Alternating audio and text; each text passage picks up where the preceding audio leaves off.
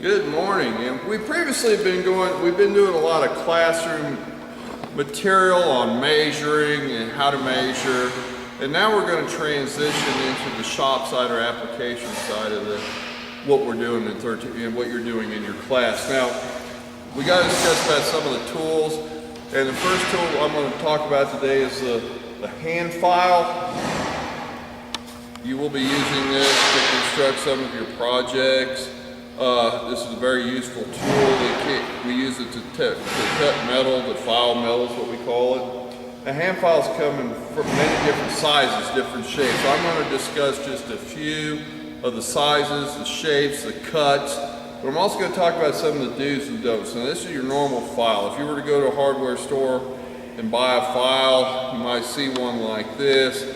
When you buy a file like this happens to be a 12-inch flat smooth file, and I'll show you what that means here in a little bit. You'll notice there's no handle on it. Now the parts of the file are the nose of the file, the body, this is the edge. We get back here to the heel and the tang. The tang is the part that I'm uber concerned with. It is a steel nail sticking out the back. Now, whether you're doing this in a bench vise, especially if you're using this on a lathe. If you're a machining major, if you're any major, you never run a file without a handle on it, but I can guarantee you in my world, this will get you into all kinds of trouble, get you hurt very badly. The reason why is a lot of times we're running a machine called a lathe, where we're using a file to trim down size or knock an edge off something, and if you run this without this and you happen to hit something that is moving like the chuck or the part, this will literally drive this piece of steel right through your hand. So, in order to get away from that, what we do is we put handles on the file. Don't run a file without a handle. This happens to be a newer style handle. You can get the old wood style, nothing wrong with this. This here comes with inserts I bought. I have an insert that goes on the end of the tang, like such. Press it on in here. It might go on. I'll go through my hand. Bear with me here. There we go. And then we slide this on, and we push it on up on there. Tap it on the bench like that to seat it. Now we're safe. We can get bigger handles too. Or we can get these that have pre-made, or these are already molded on there. You can buy these with a handle already molded on it. Here's your old wood style handle. Nothing wrong with this. They do have a handle that's called a screws on, and basically it's got a nut on the inside of this that you can screw it on the tang of the file. All of them will work. The key thing is to have the tang covered. Whether it's the plastic or the wood, I do prefer wood because to me it's just more comfortable, but that's just a preference of mine.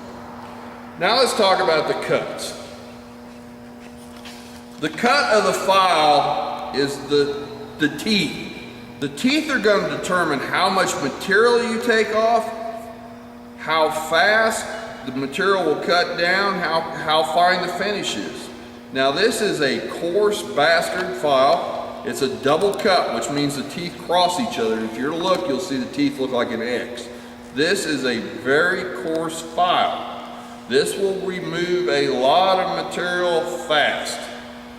But the flip side of that is, it is not for finishing. It will not leave a nice, smooth, fine finish. This is going to be pretty ratty looking, but it will get the material off there fast. Now, speed is not as important as accuracy. Let me tell you, we need to get it off there, but if the part's done fast and it's wrong, it's still wrong. We need to do it right, which means that we concentrate on the accuracy rather than how fast we get it done. It needs to get done, but it needs to get done right. This is a roughing file. This is what we call roughing. I'm not looking for finish, I'm looking to get material off there. This is a smooth file. Smooth mill file. What that means is it's single cut, and if you notice the teeth all run one direction, they're running towards the point out here, the end. It's a single tooth, which means it's not going to cut very aggressively or cut a lot of chips. it'll leave you a lot finer finish. It will take a while. You have to learn to transfer between roughing and finishing, roughing and finishing. You don't rough with a finish tool and you don't finish with a roughing tool. This here would be what I would get down to the final size with, and to get my hole finish. It's not going to take it off very fast, but I want to be able to control it or get the material off there in a reasonable speed. This is a little different type of file. I just happened to grab this morning. This is what we call a 3-square file, triangular file. 3 square because I can file into a square corner. If you're looking at it from the end, it's a triangle. It's an equilateral triangle, and this edge allows me to get into a square corner without hitting one of the walls. So this is kind of a nice little file to have in the toolbox. It's really handy. We also use this to sharpen hand saws with. And just more of the same thing. Now we're going to talk about the maintenance of the file. How to take care of it, okay? You cannot cut with a dull cutting tool. That is a complete impossibility. You don't like dull knives, we don't like dull cutting tools. Dull cutting tools are dangerous because you can't control them. It's better to have a sharp cutting tool than a dull cutting tool. Now, you'll notice here, first thing you want to look at on this file, if you see a lot of shiny spots on your file, really polished, looks like this surface here, the file's dull. So it needs to be thrown away. You don't sharpen these things. They're disposable. It's what we call perishable tooling, and you throw it away. But they also can get full of junk, and if you're to look at this, you'll notice that it's just got all kinds of grease, grit, oil, stuff like that in it. Well, guess what? You've got teeth in there just like a saw that have to have a place for a chip to go, and right now you've got all your chip clearance filled up with grease and oil and dirt and what have you not. We need to clean that out. The tool we're going to use is called a file card. Looks like a brush. That's what it is. You have one side that's got a wire on it. That's a wire brush. And you can use a regular wire brush too, like I have on the bench there, to do the same thing. But you have a wire brush on one side, and then you have just plain old hog hair bristle on the other side. Well, we need to clean this junk out. If you're going to do that, I'm going to hold this file down against something solid, put my weight on it. And I'm going to take that file and I'm just going to brush it out like this. All I'm going to do is clean that garbage out.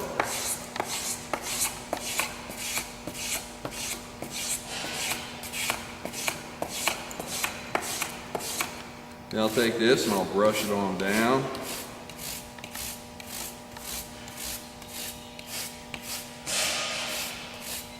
Now what you don't want to use is a piece of hardened steel on this, or you will ruin it. And you'll notice all of a sudden all that garbage has disappeared. That file is good and sharp. Same thing on this side. Clean it out. Part of being a good craftsman, craftswoman, craftsperson is to take care of your tools. Remember, if this is how you're going to make your money using tools and you don't take care of your tools, you probably ain't going to make a whole lot of money. You ain't gonna be much good to anybody. Might be kind of blunt, but that's the fact of life. And I'm gonna prepare up a roughing file because I'm gonna get ready here to file. So we're gonna clean this file up. Get in there. Being argumentative with me this morning. We'll see who wins this argument. And there we go. We've got 2 clean files, so the next video we're going to start is going to be on how to prep a piece to file. That concludes this video on care and maintenance files.